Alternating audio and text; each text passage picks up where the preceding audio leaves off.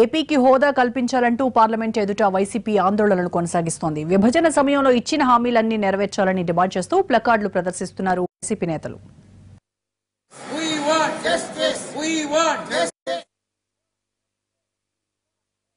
ఖచ్చితంగా కేంద్ర ప్రభుత్వం తలొగ్గి ప్రత్యేక హోదా మన రాష్ట్రానికి ఇచ్చే వరకు కూడా వైఎస్ఆర్ కాంగ్రెస్ పార్టీ పోరాటాన్ని కొనసాగిస్తుంది.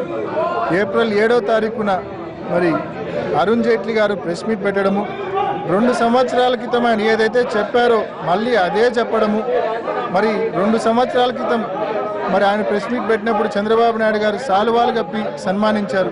మరి మొన్న 7వ తేదీ అయ్యే మాటలు ఆయన చెప్పినప్పుడు అసంతృప్తి చెంది కేంద్ర కేబినెట్ నుంచి బయటకు వచ్చామని చెప్తున్నారు. కేంద్ర కేబినెట్ నుంచి బయటకు వచ్చారు. ఈ సందర్భంగా మేము క్లియర్గా ప్రజలకు ఒకే విషయాన్ని మనవి చేస్తున్నాం.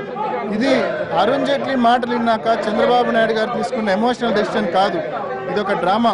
ఎందుకు నేను ఈ మాట అంటున్నా అంటే 2 సంవత్సరాల క్రితమే 2 వారాల క్రితమే తెలుగుదేశం పార్టీ కేబినెట్కు సంబంధించిన ఒక మంత్రి ఆదినారాయణ రెడ్డి స్పష్టంగా చెప్పారు, మరి కేంద్ర కేబినెట్ నుంచి మంత్రులు ఉపసంహరించుకుంటున్నామనే విషయం స్పష్టంగా చెప్పారు. కాబట్టి ఎప్పుడో జరిగిన నిర్ణయము 7వ తేదీ ఊరికే ఒక డ్రామా క్రియేట్ చేసి ఎమోషనల్ డెసిషన్ తీసుకున్నట్టు కవరింగ్ ఇచ్చారు. మరి ఖచ్చితంగా మరి ఏదైతే నిజంగా చంద్రబాబు నాయుడు గారికి చిత్తశుద్ధి ఉంటే ఖచ్చితంగా ముందుకు రావాలా, ముందుకు వచ్చి మేము పెట్టే అవిశ్వాస తీర్మానానికి మద్దతు ఇవ్వాలా. ఒకవేళ ప్రభుత్వం తలొగ్గకుంటే మాతో పాటు కలిసి రాజీనామాలు కూడా చేయడానికి ముందుకు రావాలా. అప్పుడే చిత్తశుద్ధితో అందరం కలిసి పోరాడితేనే ప్రత్యేక హోదా వస్తుందనే విషయాన్ని మనం చేస్తున్నాం. గత 4 సంవత్సరాలుగా వైఎస్ఆర్ కాంగ్రెస్ పార్టీ ప్రత్యేక హోదా కోసం పోరాటం చేస్తూ ఉంది.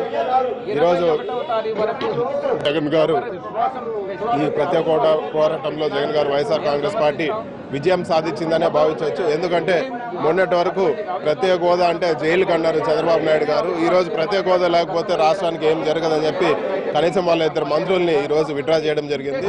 కేవలం మంత్రులు విత్డ్రా చేస్తే ఈరోజు రాష్ట్రానికి ప్రత్యేక హోదా వచ్చే పరిస్థితి లేదు. జగన్ గారి పిలుపు మేరకు వాళ్ళ ఎంపీలందరూ కూడా రిజైన్ చేసి ఈరోజు ఎలక్షన్ పోతే బీజేపీ పైన ఒత్తిడి ఉంటుంది. ఖచ్చితంగా ఎలక్షన్ ముందు బై ఎలక్షన్లు వాళ్ళు కోరుకునే పరిస్థితి ఉండదు. ప్రజలకు తలొగ్గి ప్రత్యేక హోదా ఇస్తారనేది మా పార్టీ నమ్మకం. తెలుగుదేశం పార్టీ కూడా ముందుకు రావాలని చెప్పి కూడా మేము కోరుకుంటున్నాం.